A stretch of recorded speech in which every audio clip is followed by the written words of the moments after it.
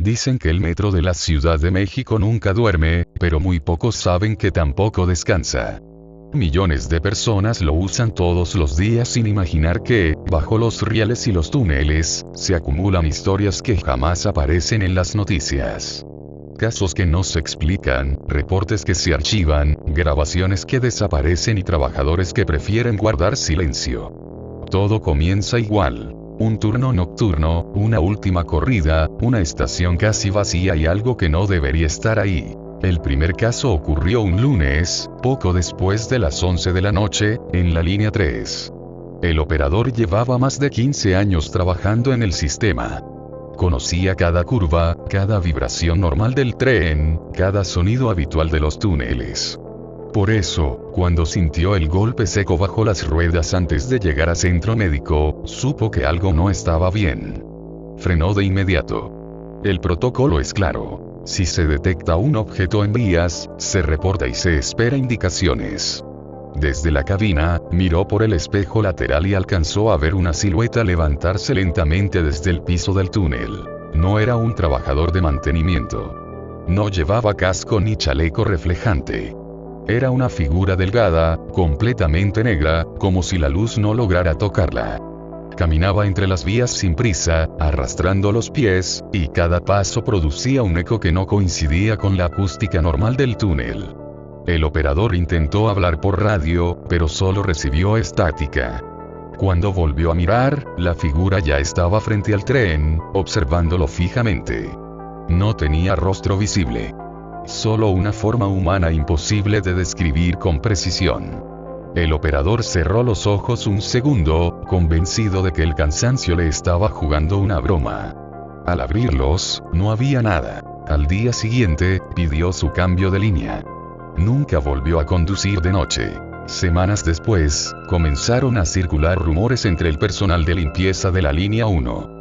Decían que, después de la medianoche, en estaciones como Pino Suárez y Merced, se escuchaban pasos en los andenes cerrados. No eran ratas ni tuberías. Eran pasos humanos, lentos, constantes, que se detenían justo detrás de los trabajadores. Cada vez que alguien se volteaba, no había nadie, pero las cámaras de seguridad registraban sombras, moviéndose fuera del campo normal de visión.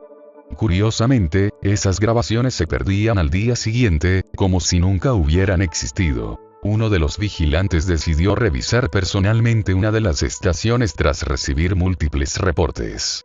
Bajó solo al andén, con la linterna encendida, mientras el eco de sus pasos rebotaba en las paredes. Todo parecía normal hasta que escuchó una voz femenina llamándolo por su nombre. No por su apellido ni por su número de empleado. Su nombre completo. La voz provenía del túnel. Cuando respondió, la voz rió suavemente, una risa baja, cansada, como de alguien que lleva mucho tiempo esperando. El vigilante salió corriendo sin mirar atrás.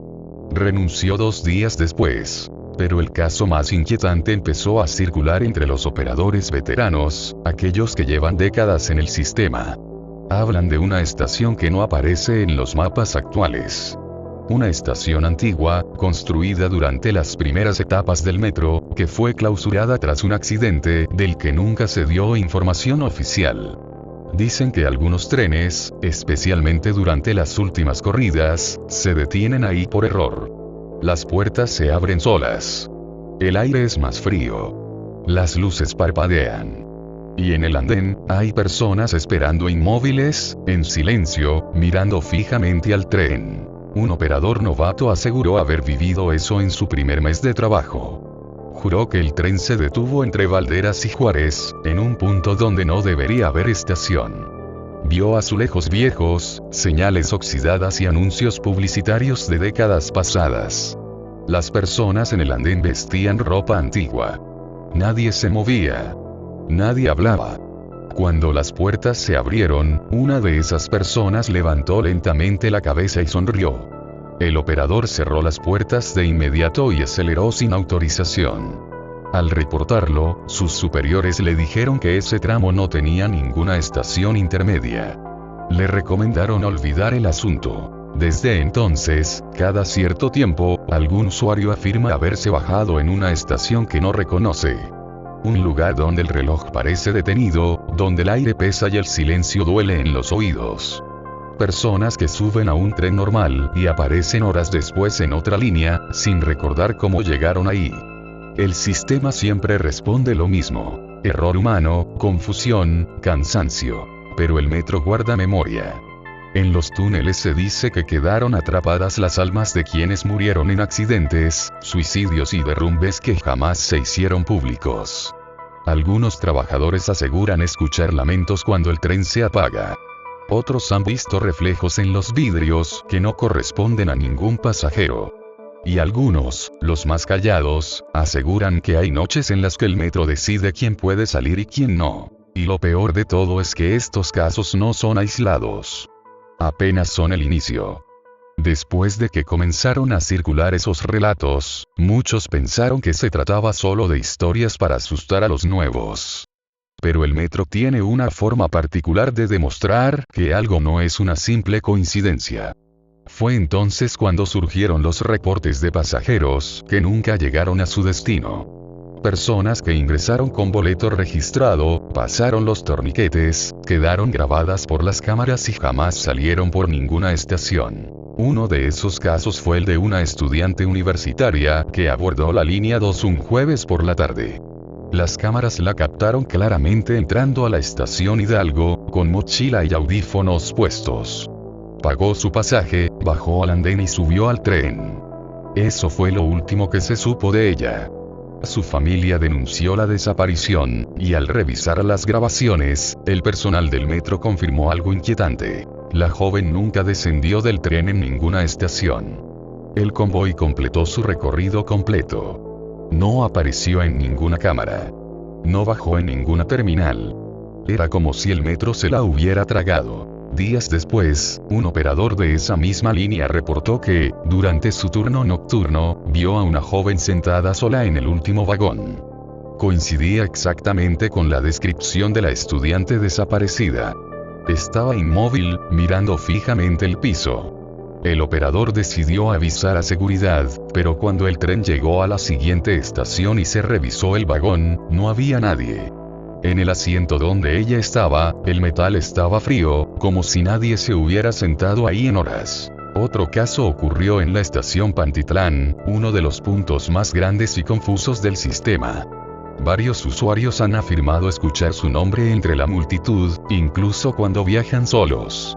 Un hombre relató que, durante un transbordo, oyó claramente la voz de su madre, llamándolo desde uno de los túneles. Lo inquietante es que su madre había fallecido años antes. La voz sonaba exactamente igual. Cálida. Familiar. El hombre siguió el sonido sin darse cuenta, alejándose del flujo de pasajeros, internándose en un pasillo cada vez más oscuro. Solo reaccionó cuando notó que el piso estaba cubierto de polvo y que las luces no funcionaban. Cuando intentó regresar, el pasillo por el que había entrado ya no estaba. Fue encontrado horas después por personal de mantenimiento, desorientado, sentado contra la pared, llorando. Juraba que había estado caminando apenas unos minutos. En realidad, habían pasado casi 3 horas. Los trabajadores de mantenimiento también tienen historias que rara vez cuentan. Durante las madrugadas, cuando el servicio se suspende y los trenes dejan de circular, los túneles quedan en un silencio antinatural. Algunos aseguran que, justo antes de que apaguen la corriente, se escuchan golpes rítmicos desde las paredes, como si alguien estuviera atrapado detrás del concreto. Otros hablan de manos que aparecen entre las juntas de los muros, pálidas, sucias, desapareciendo en cuanto alguien se acerca. Un ingeniero eléctrico relató que, revisando una subestación, encontró marcas recientes de uñas en una puerta metálica que llevaba sellada más de 20 años. Nadie pudo explicar cómo aparecieron. La puerta nunca volvió a abrirse. Pero el evento que más temor provocó ocurrió en la línea B durante una noche lluviosa. Un tren se detuvo de manera inexplicable entre estaciones. Las luces internas comenzaron a parpadear. Los pasajeros pensaron que era una falla común, hasta que el sistema de audio se activó solo. Una voz femenina, distorsionada, comenzó a anunciar estaciones que no existen. Nombres que no aparecen en ningún plano. Nombres que ningún usuario reconocía. Algunos pasajeros grabaron el momento con sus celulares. Al revisar los vídeos después, el audio estaba intacto, pero en el reflejo de las ventanas se alcanzaban a ver figuras de pie dentro del vagón, mucho más de las personas que realmente iban ahí. Figuras que no estaban sentadas. Figuras que parecían observar directamente a quienes grababan. Al llegar finalmente a la siguiente estación, varias personas bajaron presas del pánico. Una mujer juró que, durante la detención, alguien se sentó a su lado y le susurró al oído: "No debiste subirte". Nadie más escuchó nada. Desde ese día, los trabajadores aseguran que ese tren nunca volvió a funcionar igual. Los sensores se activan sin motivo, las puertas se abren solas y, en ocasiones, los altavoces emiten murmullos ininteligibles cuando no hay servicio. Y lo más perturbador es que estos eventos parecen concentrarse en horarios específicos. Entre las 11 de la noche y la 1 de la mañana. El momento exacto en el que el metro empieza a vaciarse y algo más comienza a ocuparlo. Porque en esos horarios, no todos los pasajeros están vivos. Con el paso del tiempo, los casos dejaron de ser simples rumores entre trabajadores. Algunos comenzaron a coincidir de formas imposibles de ignorar. Fechas, estaciones, horarios exactos. Siempre el mismo patrón. Trenes casi vacíos, luces tenues, y una sensación compartida por quienes lo vivían, la certeza de no estar solos. Uno de los reportes más inquietantes provino de un operador de la línea 8, cerca de la estación Atlalilco. Durante su última corrida, notó que el indicador de peso del tren marcaba un exceso, como si llevara decenas de pasajeros más de los que realmente iban a bordo. Recorrió los vagones al detenerse en la estación terminal.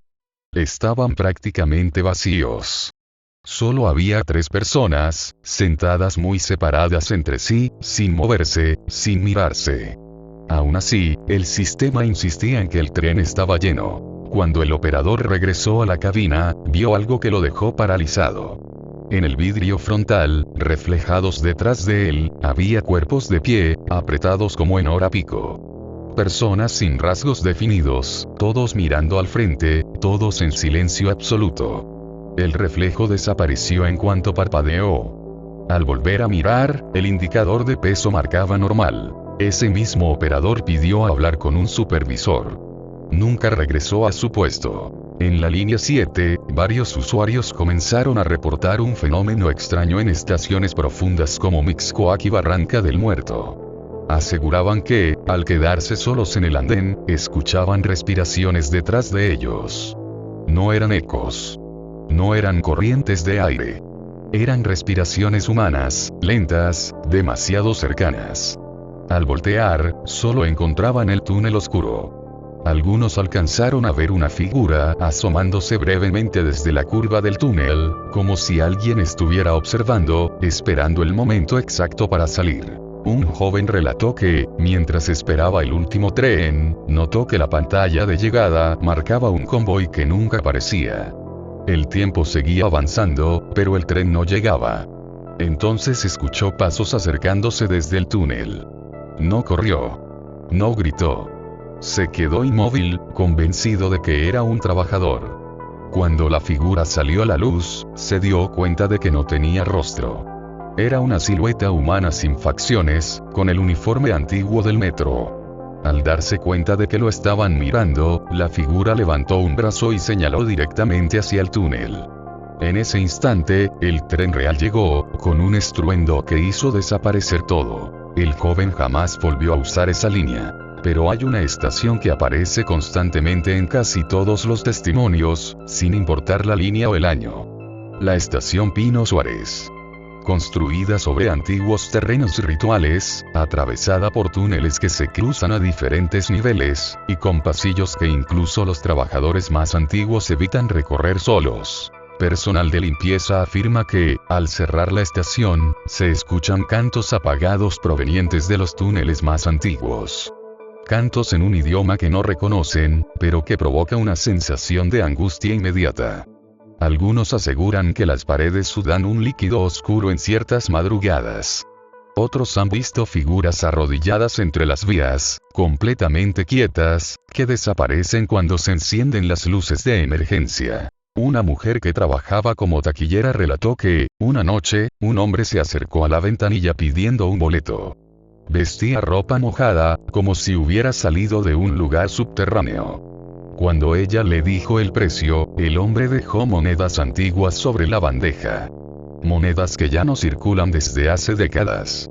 Antes de que pudiera decir algo, el hombre sonrió y dijo: aquí abajo el tiempo no corre igual. Luego se dio la vuelta y bajó al andén aunque ya no había servicio. Las cámaras no registraron su entrada ni su salida. Existen también reportes de trenes fantasma.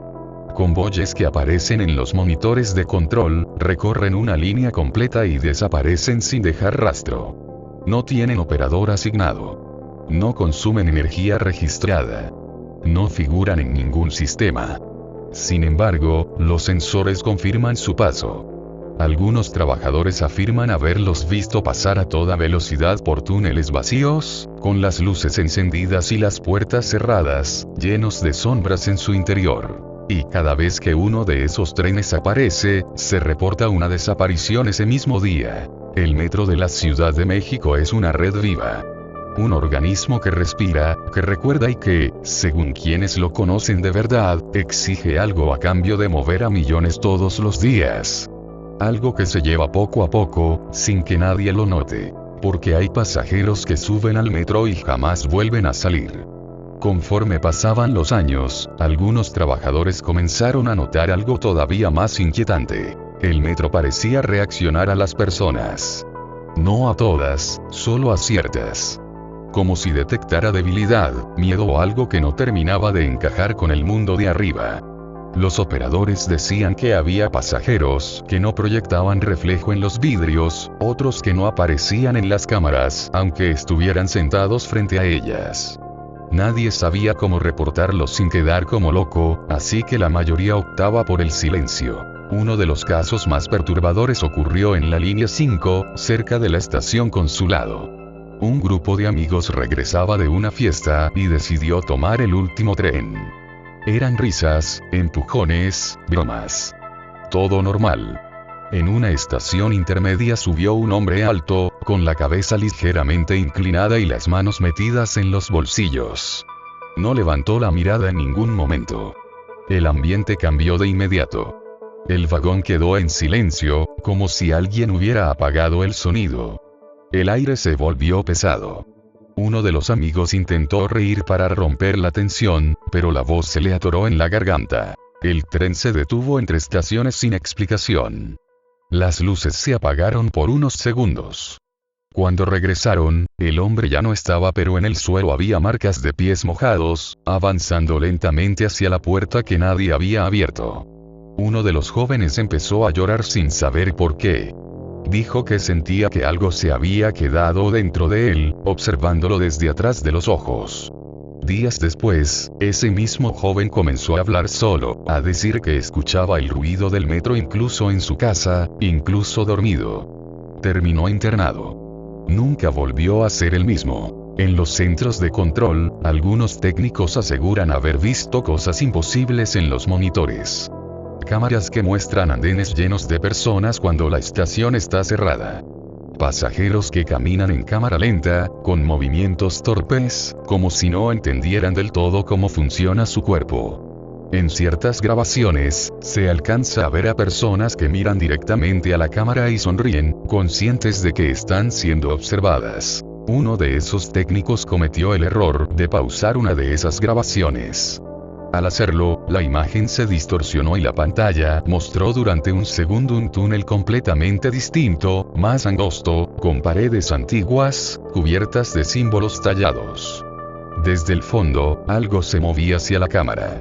El sistema se reinició solo. Al volver a encender, la grabación ya no existía. Los suicidios en el metro siempre han sido un tema delicado. Lo que no se dice es que algunos cuerpos nunca son encontrados. Personas que saltan a las vías y desaparecen sin dejar rastro.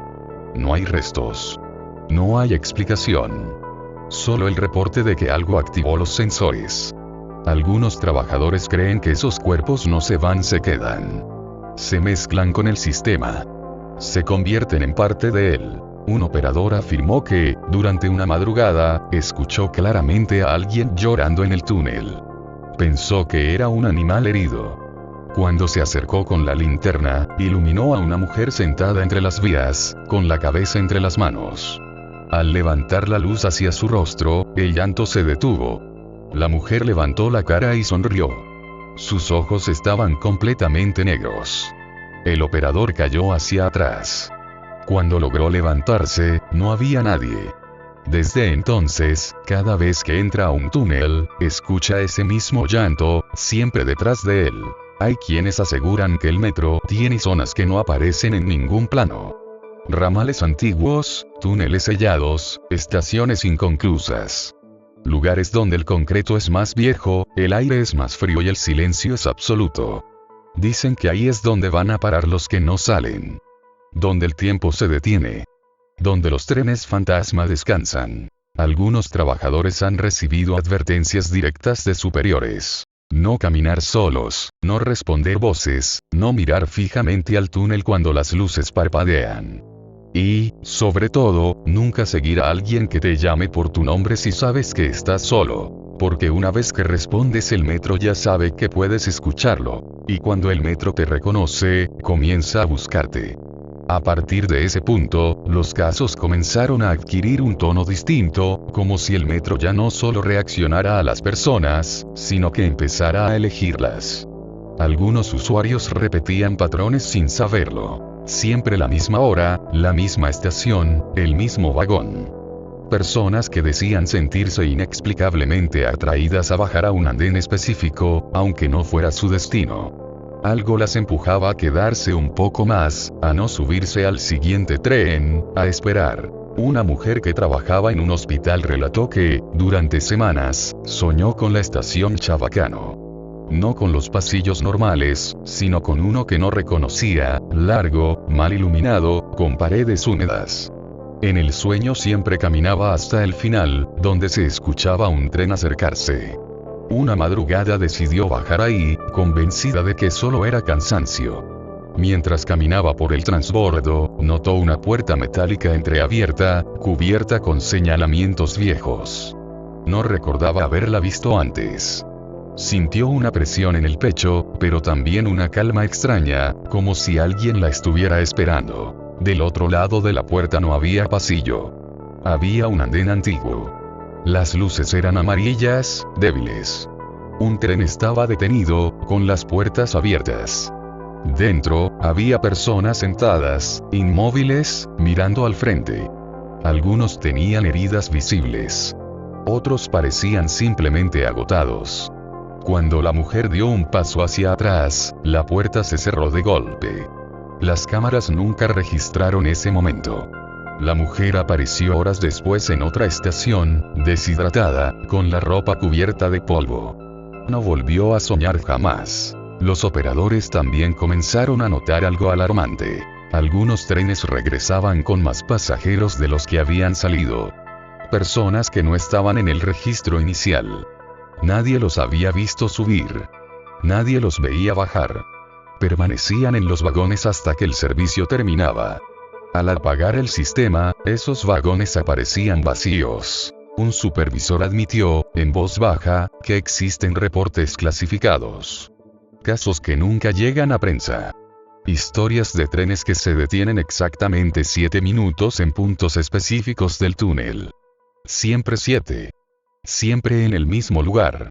Durante esos minutos, ningún sistema responde. No hay comunicación. No hay señal. Cuando el tren vuelve a arrancar, algo cambia. Un pasajero menos. O uno más. Se dice que el metro fue construido sobre capas de historia que nunca debieron tocarse.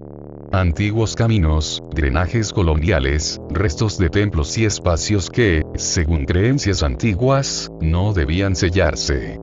Con cada túnel nuevo, algo quedó atrapado. Con cada línea inaugurada, algo despertó. Algunos trabajadores creen que el metro se alimenta de la rutina, de la prisa, de la distracción. que mientras más personas lo usen sin mirar a su alrededor, más fácil es para él tomar lo que necesita. Por eso los casos casi siempre involucran a personas cansadas, solas, distraídas, emocionalmente vulnerables. Hay un audio que circula entre empleados antiguos. Nunca se ha hecho público. Es una grabación captada en un tren detenido sin pasajeros. Se escuchan pasos, voces superpuestas, llantos, risas, y una frase repetida una y otra vez, susurrada desde distintos puntos. Ya es hora de bajar. Quienes han escuchado ese audio aseguran que después comienzan a notar cosas. Reflejos que se mueven solos. Sensación de ser observados en estaciones llenas. Sueños recurrentes con túneles interminables. Y, eventualmente, la certeza de que algo los espera abajo. Porque el metro no solo transporta personas. Transporta recuerdos. Miedos. Restos de vidas que nunca salieron del sistema. Y cuando detecta a alguien que puede unirse a ellos, comienza a acercarse poco a poco, sin prisa, como un tren que se oye a lo lejos. Y cuando finalmente lo escuchas acercarse ya es demasiado tarde para cambiar de andén. Nadie sabe exactamente cuándo fue la primera vez que el metro comenzó a cobrar algo a cambio. No hay una fecha oficial, no hay un registro escrito. Solo testimonios fragmentados, advertencias dichas en voz baja y una regla no escrita, que los trabajadores más antiguos conocen bien. Hay noches en las que no importa seguir el protocolo, porque el sistema ya tomó una decisión. En los últimos años, algunos operadores han reportado algo aún más inquietante. Pasajeros que suben al tren y parecen completamente normales, pero que no generan peso en los sensores. Personas que no reflejan calor en los detectores térmicos. Personas que no parpadean. Se sientan, miran al frente y permanecen ahí durante todo el recorrido. Cuando el operador intenta hablarles por el altavoz interno, ninguno responde. Cuando las puertas se abren en la terminal, ya no están. Un conductor confesó que, en una ocasión, uno de esos pasajeros se levantó justo antes de desaparecer. Se acercó lentamente a la cabina, apoyó la mano en el vidrio y lo miró directamente a los ojos. No movió los labios, pero el conductor escuchó claramente la voz en su cabeza. Gracias por traerme de vuelta. Los trabajadores de limpieza aseguran que, en ciertas madrugadas, al lavar los andenes, el agua se mueve en dirección contraria a la pendiente. Como si algo la jalara hacia los túneles. A veces, entre la espuma, aparecen huellas humanas que no pertenecen a nadie presente. Huellas que se internan en la oscuridad y se pierden bajo los rieles. Hay estaciones donde, al cerrar, las puertas vibran como si alguien del otro lado quisiera entrar. Golpes suaves, rítmicos, que duran exactamente hasta que se corta la energía.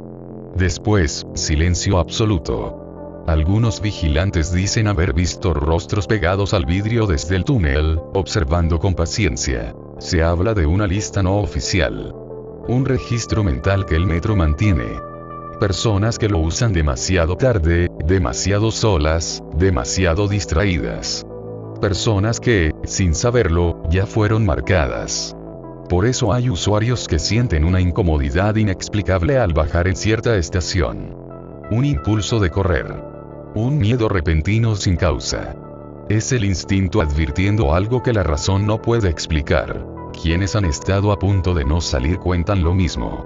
Un silencio antinatural. Un tren que tarda más de lo normal. La sensación de que el tiempo se estira. Y esa voz. Siempre la misma. Nunca grita. Nunca amenaza. Solo invita. Te dice que no pasa nada. Que te quedes. Que abajo todo es más tranquilo. Dicen que hay gente viviendo ahí.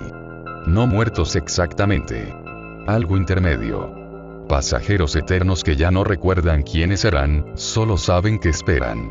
Esperan el siguiente tren. Esperan que alguien más baje con ellos. Y quizá lo más aterrador de todo es que el metro no necesita ocultarse. Funciona todos los días. A plena vista. Millones entran y salen sin notar nada extraño. Porque la mayoría sí logra salir. Pero algunos no. La próxima vez que estés solo en un vagón, que el tren se detenga más de lo normal entre estaciones, que las luces parpadeen y escuches pasos donde no debería haber nadie, no mires al túnel. No respondas si escuchas tu nombre. Y, pase lo que pase, no sigas a nadie que te indique bajar. Porque el metro de la Ciudad de México siempre está abierto. Y no todos los pasajeros regresan a la superficie.